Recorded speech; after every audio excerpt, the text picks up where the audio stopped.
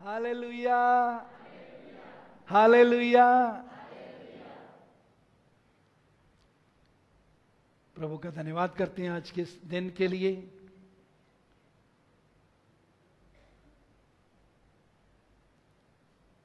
प्रेरितों का काम 20 अध्याय 35 पद में लिखा है, लेने से देना धन्य है। लेने से देना क्या है? धन्य है। धन्य का मतलब है आशीषित, मुबारक। हम एक दूसरे को मुबारकबाद देते हैं, आशीष वचन बोलते हैं। तो देना जो है, वचन कहता है देना लेने से क्या है? धन्य है। यदि हम हर समय लेना पसंद करते हैं, लेने की इच्छा रखते हैं, तो हम धन्य नहीं होते। धन्य का उल्ट ऑपोजिट क्या है? श्रापित। और हम में से कोई भी श्राप में रहना नहीं चाहता। क्या बनना है जी? लेने वाले या देने वाले? सभी बोलिए, क्या बनना है? देने वाले बनना है। फिर दूसरा कुरिन्थियों 9:7, परमेश्वर हर्ष से देने वाले से क्या करता है? प्रेम करता है। खुशी से देने वाले से प्रेम करता है। लूका 6:38 में, दो तो तुम्हें भी दिया जाएगा। आपको कब दिया जाएगा? जब आप देने वाले बनेंगे। क्या बनेंगे? देने वाले बनेंगे।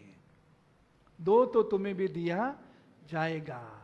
लोग पूरा नाप दबा दबा कर, हिला हिला कर उभरता हुआ तुम्हारे पड़ोसी की झोली में डालेंगे। ये बोला जी यीशु ने, हैं जी? आपकी झोली में डालेंगे। जिस नाप से, आगे प्रभु कहता है, जिस नाप से तुम नापते हो उसी नाप से तुम्हारे लिए भी नापा जाएगा। 100 ग्राम के नाप से नाप कर देते हैं तो 100 ग्राम नाप कर ही आपको मिलेगा। आधा किलो से नाप कर देते हैं, उसके मुताबिक ही दिया जाएगा। अगर किलो, 1 किलो के नाप से देते हैं तो उसी के अनुसार दिया जाएगा। क्या देना है ना? मलाकी 3 अध्याय हम पढ़ेंगे नहीं, उसमें प्रभु कहता है दशमांश और भेंट। दशमांश और भेंट देने के बारे में प्रभु वहां परमेश्वर बोलता है। किसके बारे में बोलता है जी? ऊंचे बोल सकती हैं, बुरी बात नहीं है ये। कितनों को बुरी, अगर बुरी बोल रही है, बुरी लगती है तो ना बोलें ना।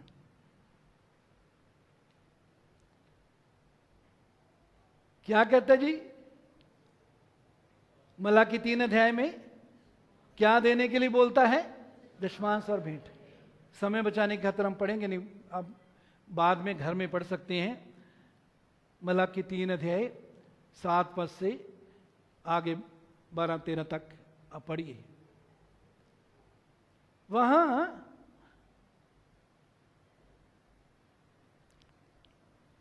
प्रभु कहते तुम मेरी ओर फिरो तब मैं तुम्हारी ओर फिरूंगा। बड़े ध्यान से सुनने की बात है, ये ध्यान देने की बात है।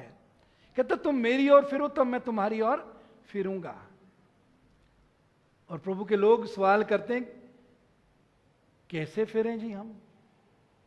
वो कहते हैं दशमांश और भेंटों में। इसका मतलब क्या है?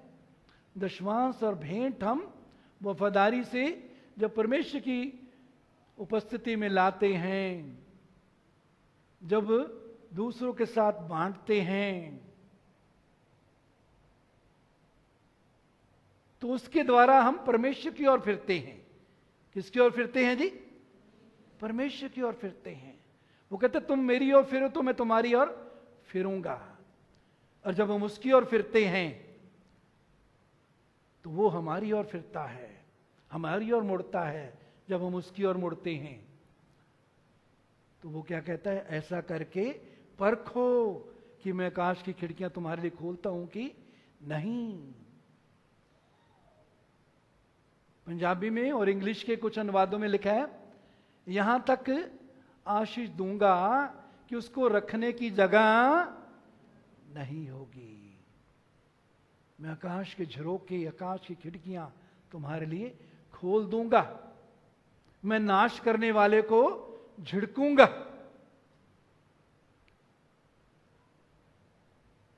इसका उलट हम देखें तो यदि उसकी ओर नहीं फिरते, यदि दशमांश भेंट देने में वफादार नहीं हैं, तो आकाश की खिड़की, आशीष की खिड़की हमारे लिए नहीं खुल सकती। परमेश्वर भी नहीं खोलेगा, क्योंकि उसने कहा है वचन में, दशमांश और भेंट देने वालों के लिए आकाश की खिड़कियां खोलूंगा। फिर खाने वाले को क्या करूंगा, झिड़कूंगा। यदि इसमें हम वफादार नहीं हैं, सच्चे नहीं हैं दशमांश और भेंट में, तो परमेश्वर खाने वाले को, शैतान को झिड़क नहीं सकता, क्योंकि उसका वायदा है। उसने ये नहीं कहा कि दशमांश और भेंट नहीं लाओगे तो भी मैं झिड़कता रहूंगा। नहीं नहीं नहीं, दशमांश और भेंट लाओ तो कहते खाने वाले को मैं झिड़कूंगा। शैतान बीमारी के द्वारा हमारे पैसे को खा जाता है, लड़ाई झगड़े के द्वारा, फजूल खर्ची के द्वारा, और बहुत सी बातों के नुकसान के द्वारा शैतान हमारे पैसे को खा जाता है। यदि हम चाहते हैं कि परमेश्वर उसका मुंह बंद करे, तो वफादारी से, विश्वास योग्यता से हमें दशमांश और भेंट देना सीखना है। यहां चर्च में तो ऐसी शिक्षा आपने कभी नहीं सुनी, लेकिन आजकल क्या है, YouTube पर भी हम आसानी से जो है अलग अलग तरह की शिक्षा सुनते हैं। कई लोग प्रचार करते हैं कि दशमांश जो है वो नए नियम में नहीं है, जिसकी शिक्षा नए नियम में नहीं है। वो बहुत सी उदाहरणें देते हैं, लेकिन मेरे अजीजों, पहली बात वो कहते हैं कि हम व्यवस्था के अधीन नहीं हैं, लेकिन पुराने नियम में दशमांश की शिक्षा व्यवस्था की शिक्षा देने से पहले ये शिक्षा दी गई थी। अब्राहम के बारे में हम देखते हैं, उसने दशमांश दिया। याकूब ने दशमांश दिया। लेवी के बारे में भी देखिए कि लेवी अब्राहम के जब अंदर था, क्योंकि लेवी अब्राहम की संतान था, उसने भी, लेवी ने भी अब्राहम के द्वारा दशमांश दिया। कब? व्यवस्था या 10 आज्ञाएं और व्यवस्था, जो भी पुराने नियम में भेंट, अलग अलग तरह की भेंट और नियम दिए गए थे, वो देने से पहले दशमांश जो है उसकी प्रैक्टिस प्रभु के लोगों के द्वारा की जाती थी। अब्राहम परमेश्वर का क्या कहलाता था? क्या कहलाया? मित्र। तो मित्र को परमेश्वर ने उसकी अपनी इच्छा मित्र पर प्रकट की, अपने नियम, अपनी योजनाएं प्रकट की। किस बात में अब्राहम परमेश्वर की ओर फिर सकता है? मित्र ने, परमेश्वर ने उस पर प्रकट किया। तो अब्राहम दशमांश में वफादार था, याकूब दशमांश में वफादार था। मेरे अजीजों, नए नियम में भी हम देखते हैं यीशु मसीह ने भी, और इब्रानियों को जो लेखक है उसने भी इसका वर्णन किया है। मत्ती 23:23 में यीशु ने कहा कि तुम छोटी छोटी चीजों का दशमांश देते हो, लेकिन जो गंभीर बातें, बड़ी बातें, उनको तुमने छोड़ दिया। न्याय, विश्वास, गंभीर बातों को छोड़ दिया, दशमांश देते हो। यीशु ने यह नहीं कहा कि दशमांश सब बंद हो गया। फिर इब्रानियों 7:8 पद में, यहां तो मरणहार मनुष्य दशमांश लेते हैं, पर वहां वही लेता है जिसकी गवाही दी जाती है कि वो जीवित है। मेरे जीजो, जो दशमांश भेंट हम यहां देते हैं, जो प्रार्थनाएं हम यहां करते हैं, वो परमेश्वर की उपस्थिति में पहुंचती हैं। कुरनेलियस के बारे में लिखा है कि तेरी प्रार्थनाएं और तेरे दान यादगारी के लिए परमेश्वर के सामने पहुंचे हैं। तो मेरे अजीजों, यहां मरणहार लेते हैं दशमांश, लेकिन हमारा दशमांश या भेंट, हमारी प्रार्थनाएं हमारे प्रभु के पास भेंट के रूप में जाती हैं। वहां वही लेता जिसकी गवाही दी जाती है कि वो क्या है, जीवित है। मेरे जीजो, अब सवाल है कि क्यों चाहता है परमेश्वर कि हम देने वाले बने?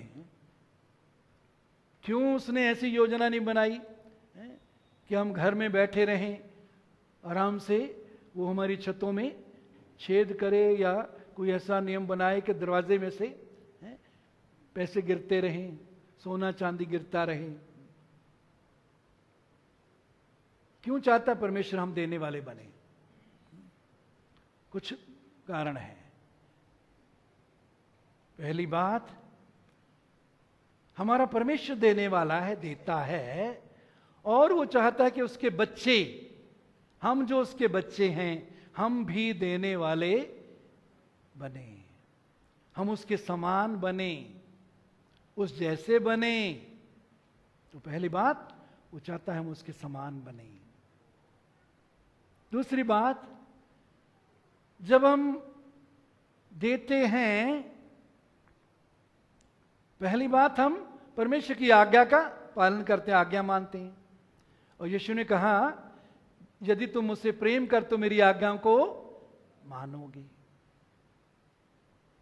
तो दशमांश और भेंट देने के द्वारा हम प्रभु की आज्ञा मानते हैं, आज्ञा मानने के द्वारा अपने प्रेम को प्रकट करते हैं। कभी भी लॉटरी समझ कर ना दें। लॉटरी में 100, 200, 500, 1000 रुपया लोग लॉटरी में, लॉटरी खरीदने को लगाते हैं और लाखों करोड़ों की उम्मीद करते हैं। कुछ को मिल भी जाता है, लेकिन कईयों की जिंदगी बर्बाद हो जाती है। कभी लॉटरी समझकर परमेश्वर को ना दें। परमेश्वर, मैं तेरे वचन का आदर करता हूं, मैं तेरा सहकर्मी बनना चाहता हूं। जब हम देते हैं, हम परमेश्वर के सहकर्मी, साथ काम करने वाले बनते हैं। परमेश्वर का काम कलीसिया में, कलीसिया के द्वारा, सेवकों द्वारा होता है। दूसरे लोग जो, कलीसिया की भी जरूरतें होती हैं, कलीसिया के लोग भी प्रार्थना करते हैं, सेवक भी प्रार्थना करते हैं, लेकिन कलीसिया से बाहर भी बहुत से लोग जरूरतों के लिए प्रार्थना करते हैं। और जब हम उनकी सहायता करते हैं, तो हम परमेश्वर के साथ काम करने वाले बन जाते हैं। परमेश्वर उनको आशीष देना चाहता है, और वो अपने बच्चों के अंदर डालता है, तो इसकी हेल्प कर। तो हम परमेश्वर के क्या बन जाते हैं? सहकर्मी, कोवर्कर्स, साथ काम करने वाले। कितना बड़ा आदर परमेश्वर हमें देता है। जो मेरी सेवा करता है, पिता उसका आदर करता है। फिर हम दूसरों की प्रार्थनाओं का उत्तर बनते हैं। दूसरे जो प्रार्थना करते हैं देने के द्वारा हम उनके लिए उत्तर का कारण बनते हैं। यदि कोई प्रार्थना कर रहा है अपनी जरूरतों के लिए और परमेश्वर हमें दिखाता है कि हम उसकी सहायता करें, हमारे अंदर डालता है, उसके द्वारा हम उसकी प्रार्थना को पूरी करने में या प्रार्थना का प्रतिफल देखने में हम सहायता करते हैं। फिर मलाकी 3 में परमेश्वर कहता है दशमांश और भेंट लाओ ताकि मेरे भवन में क्या हो जी? भवन में भोजन वस्तु। भवन में भोजन वस्तु का मतलब है सेवा बढ़ती रहे, चलती रहे। कलीसिया की सेवा, कलीसिया में परमेश्वर ने जो सेवक नियुक्त किए हैं उनके अंदर बहुत सी बातें परमेश्वर डालता है, भविष्य की योजनाएं, उनको पूरा करने के लिए परमेश्वर चाहता है कि प्रभु के लोग उसके घर में, उसके भवन में, उसका भवन आत्मिक रीति से हम हैं, लेकिन जहां हम इकट्ठे होते हैं वो भी इकट्ठे होने के लिए कलीसिया का भवन है। ये परमेश्वर का भवन नहीं है, ये बिल्डिंग परमेश्वर का भवन नहीं है। परमेश्वर का भवन हम हैं और ये बिल्डिंग कलीसिया का भवन है, आपका और मेरा भवन है। तो उसके भवन में भोजन वस्तु हो, इसके लिए भी हमें दशमांश और भेंट वफादारी से और लगातार देना है। प्रतिफल क्या मिलता है उसका? आकाश की खिड़कियां खुल जाती हैं। खाने वाले को परमेश्वर क्या करता है? झिड़कता है।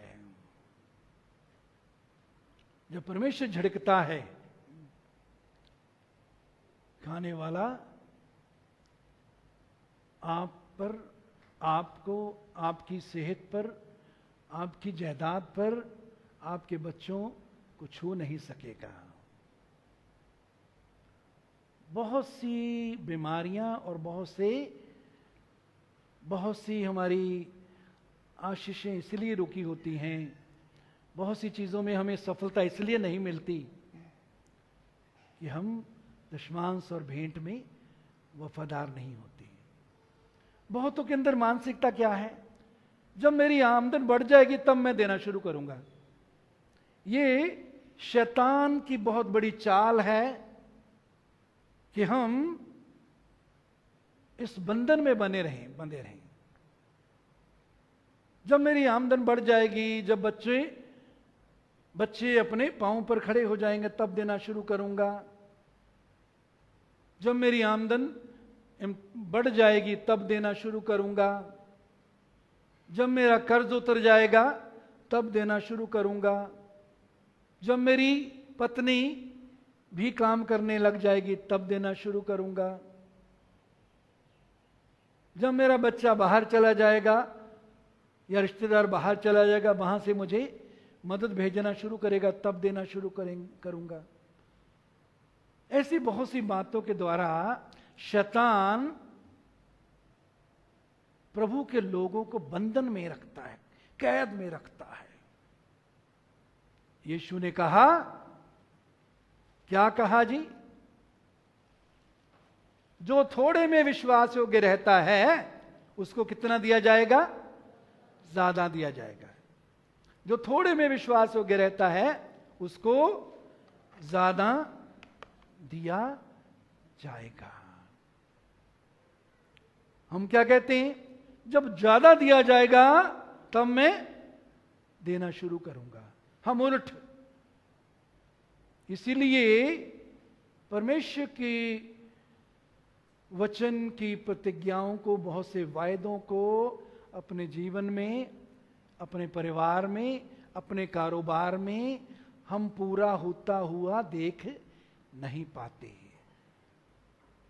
उनको देखने में हम असफल रहते हैं।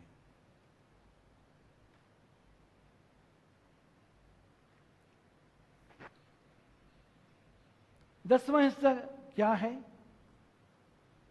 हाँ जी, क्या है दसवां हिस्सा?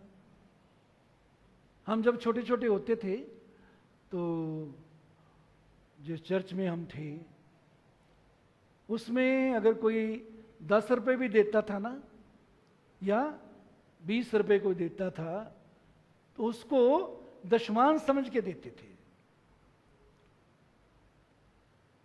हाँ, अगर किसी की आमदन महीने की 100 रुपए है, वो 10 रुपए दे तो वो सचमुच में दशमांश है। लेकिन अगर किसी की आमदन 2000 है या 5000 है, 10,000 है, तो 10,000 आमदन वाला यदि 200 देता है, 500 देता है दशमांश समझ के, तो वो 500 देने वाला आधा चोर है, आधा लुटेरा है, आधा धोखेबाज है। प्रभु कहता है तुम मुझे धोखा देते हो, तुम मुझे लूटते हो।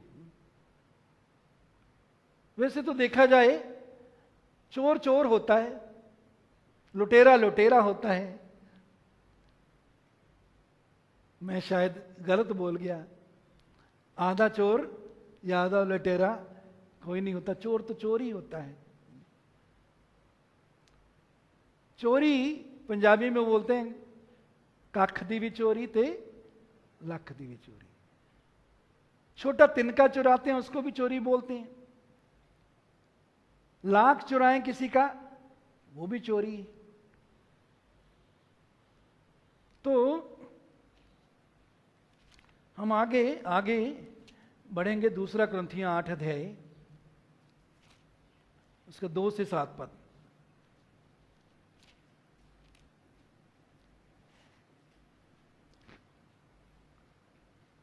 दूसरा क्रंथियों 8 अध्याय 2 से 7 कि क्लेश की बड़ी परीक्षा में उनके बड़े आनंद और भारी कंगालपन में उनकी उदारता बहुत बढ़ गई। प्रभु का दास पौलुस मकिदुनिया की कलीसिया की यहां तारीफ करता है, उनकी खास विशेषता गुण बताते हुए कहता है कि क्लेश की बड़ी परीक्षा,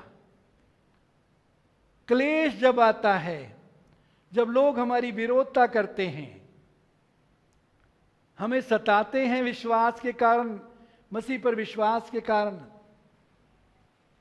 जैसे आज कल इंडिया में कई स्टेट्स में बहुत हो रहा है, यूपी, झारखंड जैसी स्टेट्स में, और मणिपुर में बहुत ज़्यादा प्रभु के लोगों को सताया जा रहा है।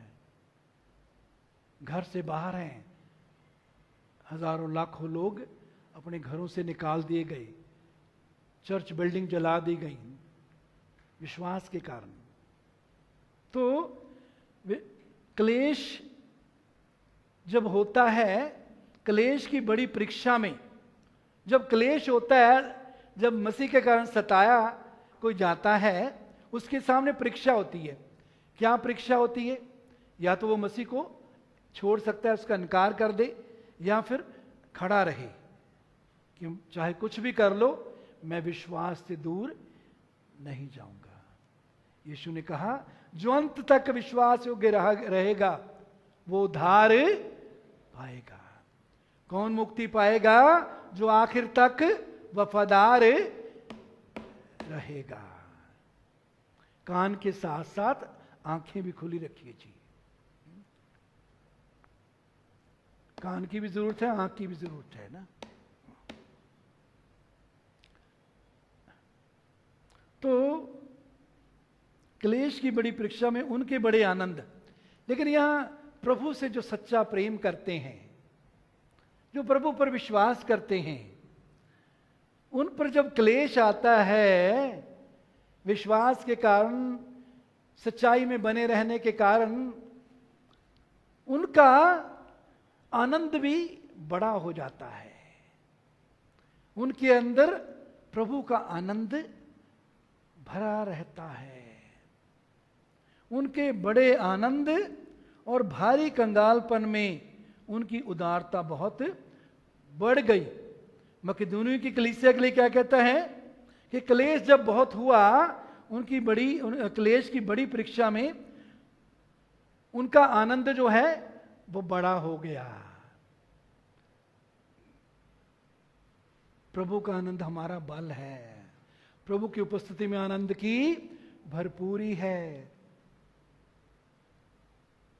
प्रभु पर जब हम विश्वास करके चलते हैं, उसके वचन पर, उसकी प्रतिज्ञाओं पर विश्वास करते हैं, उसके आनंद में बने रहते हैं। उसने कहा, ना मैं तुझे कभी छोड़ूंगा, ना कभी त्यागूंगा। देखो, युग के अंत तक मैं सदा तुम्हारे साथ हूं। मेरे जीजो, क्लेश बढ़ गया लेकिन आनंद नहीं घटा। कभी भी क्लेश को इजाजत ना दें कि आपके आनंद को वो कम कर दे, छीन दे। यदि आपकी सास आपसे लड़ती है तो आनंद को छीनने ना दे, आनंद को खोए नहीं। यदि पड़ोसी लड़ता है, आनंद में बने रहें। कई बार हम इतना गुस्से में भर जाते हैं, कड़वाहट रखते हैं, उससे भरे रहते हैं, तो आनंद को खो देते हैं, आनंद चला जाता है। बड़े आनंद और भारी कंगालपन में जब उनको सताया गया, क्लेश उन पर आया, उनका धन दौलत घर बार छीन लिया गया, उससे भारी कंगालपन आ गया। कितना कंगालपन जी? भारी कंगालपन।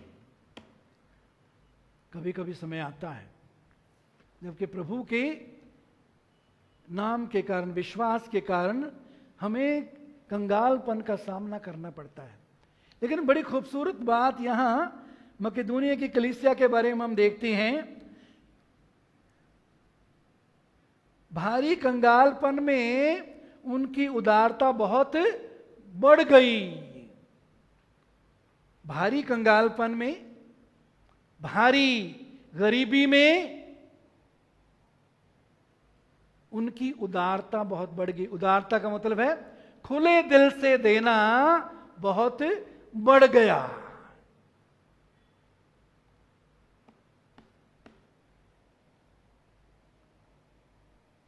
क्या हमारे जीवनों में ये पूरा हो सकता है? प्रभु कर सकता है या नहीं? कि यदि किसी समय क्लेश के कारण हमारा कंगालपन बढ़ जाए, कोई हमारा नुकसान हो जाए विश्वास के कारण, कई बार हम खुद गलतियां करते हैं, वो बात अलग है। लेकिन विश्वास में बने रहने के कारण जब कंगालपन बढ़ जाए तो प्रभु उस समय भी हमें अनुग्रह देना चाहता है। उस अनुग्रह से भरना चाहता है। क्या? कि हमारी उदारता, हमारा देना कितना बढ़ जाए जी? कितना बढ़ जाए? थोड़ा सा है जी, बोलिए, थोड़ा सा बढ़ जाए या ऊंचे बोलिए, ऊंचे बोलिए, बहुत बढ़ जाए। उनकी उदारता बहुत बढ़ गई। कितनी बढ़ गई जी? बहुत बढ़ गई। कितनी बढ़ गई? बहुत बढ़ गई।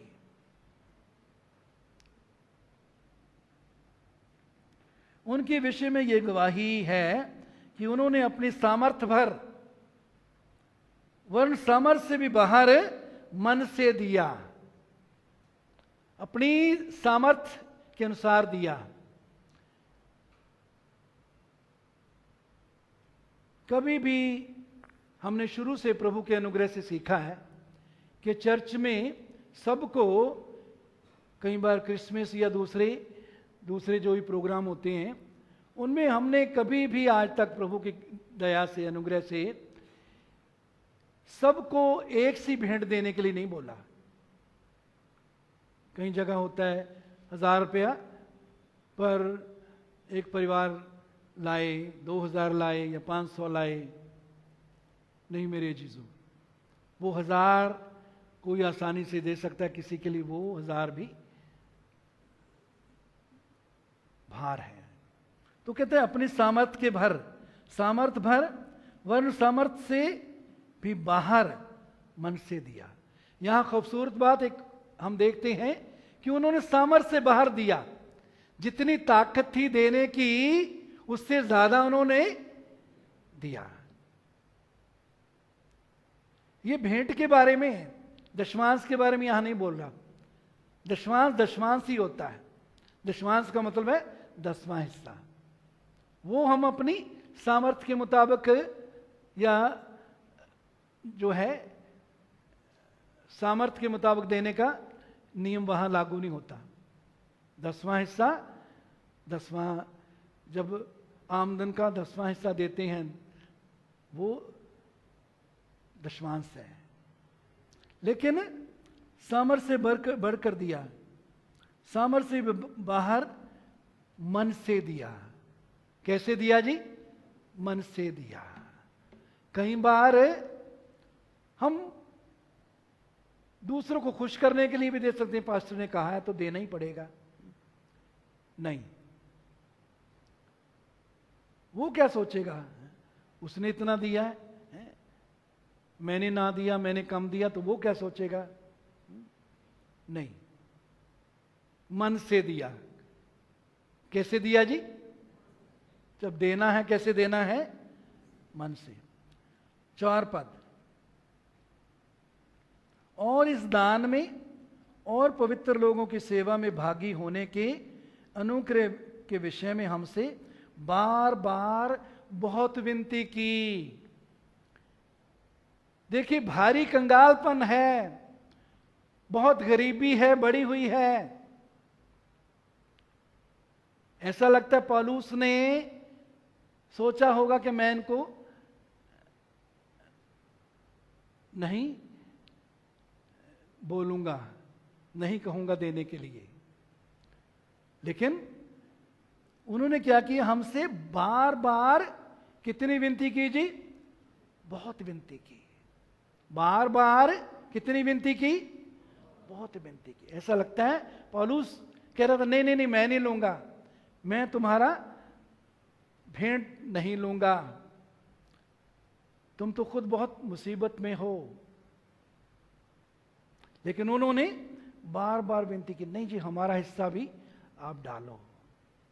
हम भी यरूशलेम के अपने भाइयों बहनों के लिए आशीष बनना चाहते हैं, हम भी इस सेवा में हिस्सेदार बनना चाहते हैं। 7 पद, इसलिए जैसे तुम हर बात में अर्थात विश्वास, वचन, ज्ञान और सब प्रकार के यत्न में और उस प्रेम में जो हमसे रखते हो बढ़ते जाते हो, वैसे ही इस दान के काम में भी बढ़ते जाओ। ध्यान दीजिए, कहते तुम विश्वास में बढ़ रहे हो। पौलुस कहते तुम जैसे विश्वास में बढ़ रहे हो। कुरिन्थियों की कलीसिया को लिख रहा है ये, वो उदाहरण मकिदुनिया की कलीसिया की दी थी। तो कुरिन्थियों की कलीसिया को बोलता है कि तुम विश्वास में बढ़ रहे हो, वचन में बढ़ रहे हो, ज्ञान में बढ़ रहे हो, सब प्रकार के यत्न में बढ़ रहे हो, प्रेम में बढ़ रहे हो। लेकिन इसके साथ साथ इस दान के काम में भी बढ़ते जाओ। किसमें बढ़ते जाओ जी? दान के काम में भी बढ़ते जाओ। गौर करिए, अपनी जिंदगी पर देखिए, गौर करिए। आप देने में बढ़ रहे हैं या घट रहे हैं?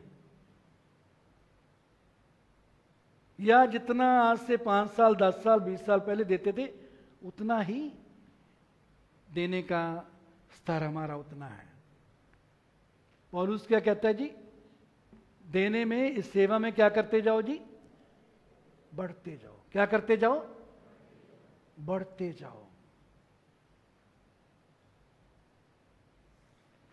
शरीर के सब अंगों का बढ़ना बहुत जरूरी है। तो यदि शरीर के सारे अंग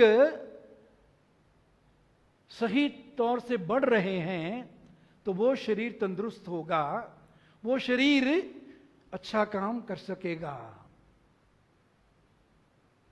लेकिन यदि किसी की एक टांग बढ़ रही है, एक टांग छोटी ही रह रही है, कैसे होगा? काम कर सकेगा अच्छा?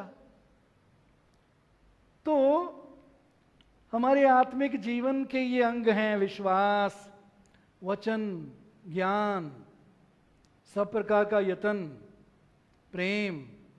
कहते इसमें बढ़ रहे हो तो साथ साथ दान के काम में भी, देने के काम में भी बढ़ते जाओ। ये अंग भी हमारा बढ़ना चाहिए, इस अंग में भी बढ़ते जाना है हमें। फिर उसके बाद है 2 कुरिन्थियों 9 अध्याय 6 से हम पढ़ेंगे। परंतु बात यह है, जो थोड़ा बोता है वो थोड़ा काटेगा भी, और जो बहुत बोता है वह बहुत काटेगा।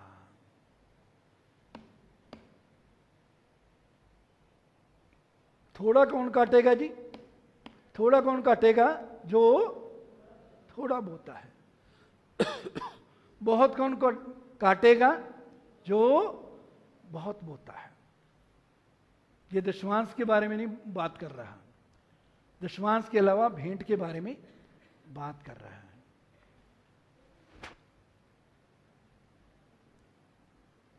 हर एक जन जैसा मन में ठाने वैसा ही दान करे। भेंट की जब बात आती है तो कैसे दान करना है, कैसे भेंट देनी है? जो मन में ठान लेता है, जैसा मन में ठाने वैसे ही दान करे, क्योंकि परमेश्वर हर्ष से देने वाले से प्रेम करता है। खुशी से देने वाले से परमेश्वर क्या करता है जी?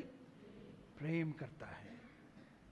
8 पद, परमेश्वर सब प्रकार का अनुग्रह तुम्हें बहुतायत से दे सकता है। बड़े गौर से सुनिए, परमेश्वर हर प्रकार का अनुग्रह तुम्हें कितना दे सकता है जी? बहुतायत से। कितना दे सकता है जी? अनुग्रह का मतलब परमेश्वर की योग्यता।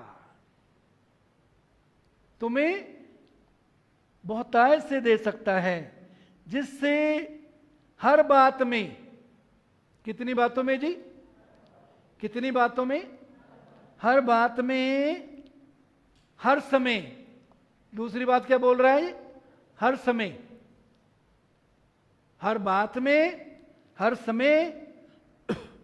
तीसरी बात, सब कुछ। कितना कुछ जी? सब कुछ। जो तुम्हें आवश्यक हो, हर समय जो तुम्हें आवश्यक हो, सब कुछ जो तुम्हें आवश्यक हो, हर बात में जो तुम्हें आवश्यक हो।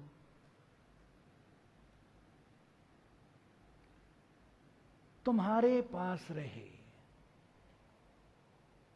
परमेश्वर हर सब प्रकार का अनुग्रह तुम्हें बहुतायत से दे सकता है, जिससे हर एक बात में, कितनी बातों में जी? हर एक बात में मतलब हर काम में, हर एक बात में, हर समय। कितने समय जी?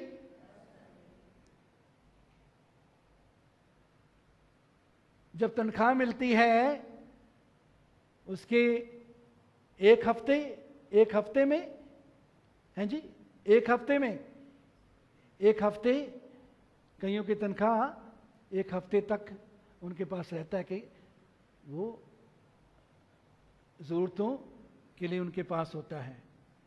लेकिन यहां क्या लिखा है? कितने समय? हर समय, पूरे महीने। पूरे महीने सब कुछ। कितना कुछ जी? सब कुछ जो तुम्हें आवश्यक है, जो तुम्हें क्या है जी? जरूरत है। तुम्हारे पड़ोसियों के पास रहे, हैं जी? पड़ोसियों के पास रहे या आपके पास रहे? आपके रिश्तेदारों के पास रहे या आपके पास रहे? आपको अनुग्रह परमेश्वर दे सकता है कि आपके पास रहे। हर समय सब कुछ जो तुम्हें आवश्यक है तुम्हारे पास रहे, और हर एक भले काम के लिए तुम्हारे पास बहुत कुछ हो। हर एक भले काम के लिए किसके पास सब कुछ हो जी? आपके पास सब कुछ हो। 10 पद, चलो 9 भी पढ़ सकते हैं। जैसा लिखा है, उसने बिखेरा, उसने कंगालों को दान दिया, उसका धर्म सदा बना रहेगा। जब हम कंगाल जरूरतमंद को दान देते हैं तो वो धर्म हमारा सदा बना रहता है। अतः 10 पद, जो बोने वाले को बीज और भोजन के लिए रोटी देता है, जो बोने वाले को बीज और भोजन के लिए क्या देता है जी? रोटी देता है। अब यहां 10वां हिस्सा निकालने के बाद जो 90% रह जाता है उसमें 2 चीजें हैं। क्या क्या? बीज और रोटी। जो बोने वाले को बीज और खाने वाले को और भोजन के लिए रोटी देता है। जो 90% हमारा बच जाता है दशमांश निकाल कर। एक और सवाल उठता है दिमाग में कि परमेश्वर, सारा धन तो उसका है, पृथ्वी और सारी भरपूरी उसकी है। भजन 24 में लिखा सब कुछ तो उसका है। आगे में कहता सोना चांदी मेरा है। फिर भी परमेश्वर 10वां हिस्सा कहता है। लेवियों की पुस्तक में लिखा कि 10वां हिस्सा मेरा है। सब दशमांश परमेश्वर के लिए क्या है? पवित्र है।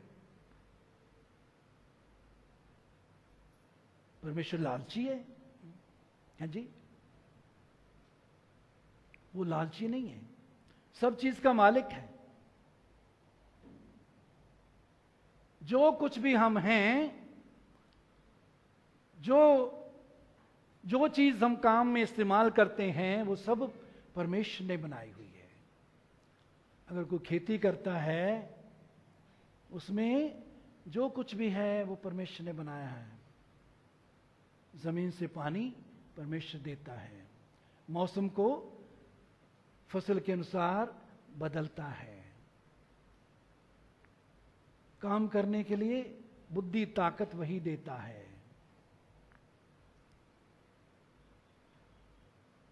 बटाई में जो काम करते हैं, मालिक की जमीन होती है, खाद देता है, मालिक पानी का प्रबंध करता है। काम करने वाला काम करता है, लेकिन उसको आधा हिस्सा मिलता है, आधा हिस्सा मालिक का होता है। क्यों? मालिक के कहता सब कुछ मेरा है, ये सब कुछ मैंने दिया है, तुम तो काम कर रहे हो। मेरे अजीजों, हम भी जो भी काम करते हैं सब कुछ परमेश्वर का है। यदि आप ऑफिस में लिख रहे हो, जिस टेबल पर बैठे हो वो टेबल भी चाहे लकड़ी का है या लोहे का है, वो जमीन से निकला, परमेश्वर ने बनाया है।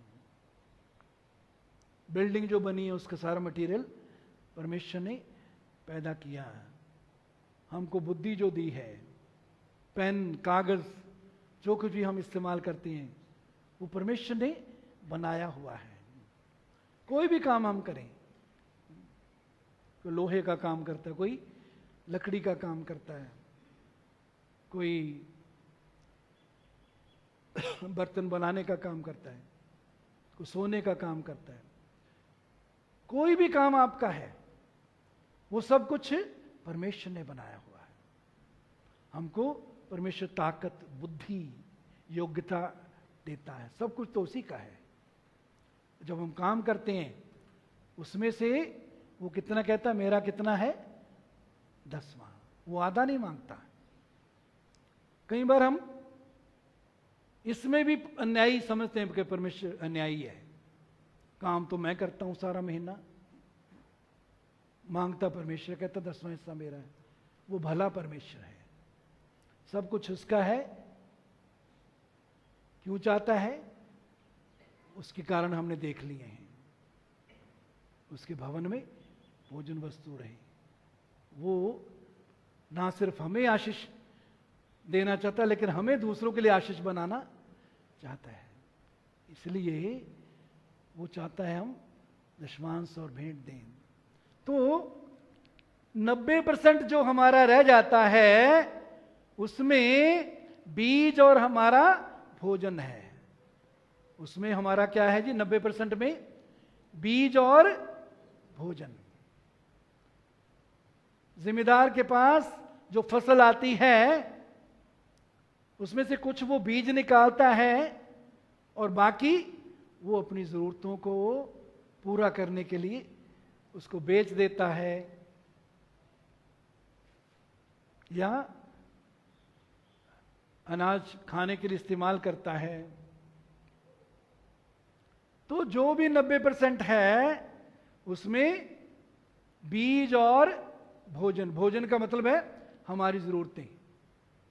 भोजन हमारी जरूरतें हैं। बीज जो है बोने के लिए, ताकि हम फसल काट सकें। यदि कोई जमीन का मालिक जितनी भी फसल उसको मिलती है वो सारी खा जाए, बोने के लिए बीज ना रखे, तो वो फसल काट सकेगा? हैं जी, अगले साल काटेगा?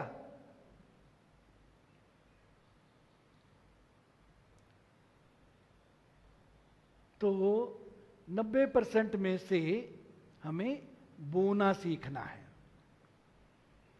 बोना है और बाकी खाना है। अपने परिवार, अपने बच्चों की जरूरतें पूरी करनी है। तो बीज बोने के लिए और रोटी हमारी जरूरतों को पूरा करने के लिए। रोटी का मतलब है हमारी जरूरतों के लिए बाकी जो धन है। जो बोने वाले को बीज और भोजन के लिए रोटी देता है, वह तुम्हें बीज देगा और उसे फलवंत करेगा। मेरे अजीजों, क्या लिखा है? वो तुम्हें बीज देगा। क्या देगा जी? इसका मतलब है कि जो कुछ 90% हमारे पास है उसमें परमेश्वर ने बीज भी दिया है। लेकिन कई बार जब हम परमेश्वर के वचन पर विश्वास नहीं करते तो देखना मुश्किल हो जाता है। हम देख नहीं पाते। हम क्या देखते हैं? सारा महीना मेरा पूरा ही नहीं होगा, मेरे खर्चे नहीं पूरे होंगे। हम वही देखते रहे। कहते वो बोने वाले को बीज देता है। जब हम परमेश्वर के इस वचन पर विश्वास करते हैं कि परमेश्वर तूने वायदा किया है कि बोने वाले को तू क्या देता है? बीज देता है। मैं बोने के लिए तैयार हूं। मैं बोने के लिए तैयार हूं। मेरी सहायता कर, मैं बोऊंगा और काटूंगा। वो बात जो हमने वहां देखी ना, लोग पूरा नाप दबा दबा कर, हिला हिला कर उभरता हुआ तुम्हारी झोली में डालेंगे। तो जब पहले हमने पढ़ा, जो थोड़ा बोता है थोड़ा काटेगा, जो बहुता बोता है बहुता काटेगा। तो जो बहुता बोते हैं तो लोगों को परमेश्वर इस्तेमाल करता है, वो जो हमारी झोली में डालते हैं, डालेंगे।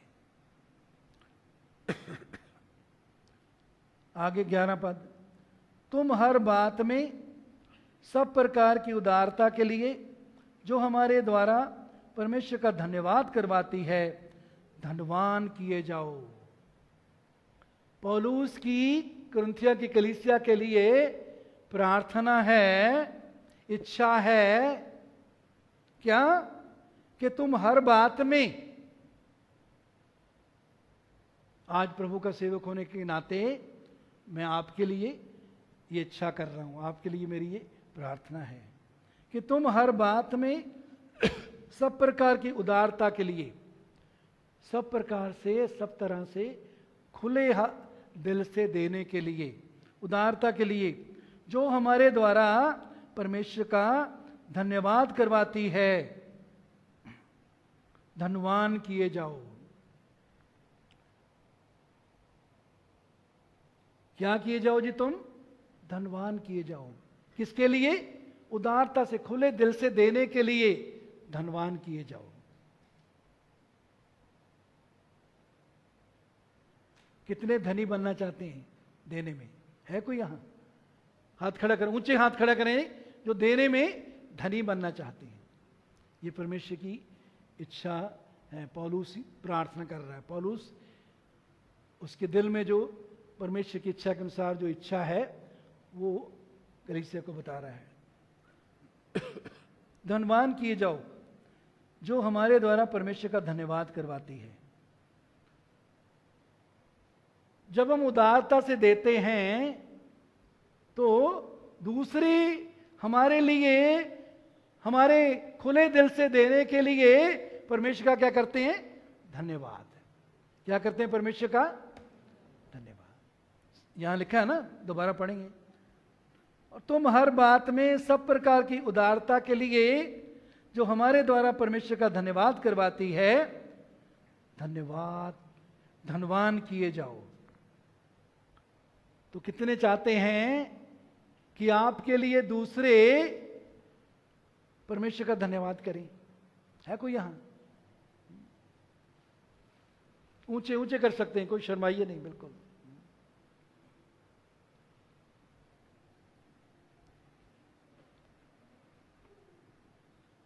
बारह पद, क्योंकि सेवा के पूरा करने से ना केवल पवित्र लोगों की आवश्यकताएं पूरी होती हैं, परंतु लोगों की ओर से परमेश्वर का भी बहुत धन्यवाद होता है। जब हम सेवा करते हैं, किसी को देते हैं, किसी के साथ बांटते हैं, तो वो परमेश्वर का धन्यवाद बहुत करता है। परमेश्वर का भी बहुत धन्यवाद होता है और पवित्र लोगों की आवश्यकताएं, जरूरतें पूरी होती हैं। क्योंकि सेवा को, 13 पद, प्रमाण स्वीकार कर वे परमेश्वर की महिमा प्रकट करते हैं कि तुम मसीह के सुसमाचार को मानकर उसके अधीन रहते हो। जब हम खुले दिल से देते हैं, उदारता से देते हैं, वो बात क्या दिखाती है? कि तुम मसीह के सुसमाचार को मानकर उसके अधीन रहते हो। दशवांश और भेंट देना इस बात को दिखाता है कि हम सुसमाचार के या वचन के अधीन हैं। यदि हम नहीं देते, इसका मतलब हम वचन के अधीन नहीं हैं। परमेश्वर के अधीन हो जाओ और शैतान का सामना करो, वो तुम्हारे पास से भाग जाएगा। परमेश्वर के अधीन होने का अर्थ क्या है? परमेश्वर के वचन के अधीन होना। परमेश्वर के वचन के अधीन होकर उसमें बने रहकर जब हम शैतान का सामना करते हैं तो वो भाग जाता है। जब परमेश्वर के और उसके वचन के अधीन नहीं होते तो शैतान का सामना कितना भी करें वो कहता मैं नहीं डरता, मुझे कोई परवाह नहीं, क्योंकि तुम्हारे अंदर मेरा अधिकार है। तुम तो चोर हो, तुम तो लुटेरे हो, तुम तो धोखेबाज हो। धोखेबाज के अंदर मुझे अधिकार है, लुटेरे के अंदर मुझे अधिकार है।